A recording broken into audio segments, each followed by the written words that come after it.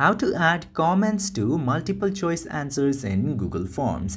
Now in order to do that, just simply search for Google Forms in your browser and then open this first link that appears.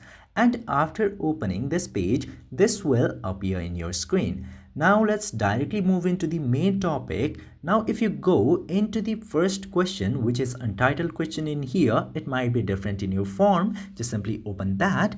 And now the thing to notice here is that Google Forms doesn't provide an inbuilt option of comments. So what you can do here is to enter your question and add the options, and at the very last you can add this other section where your respondents can add their answers or comments in this section.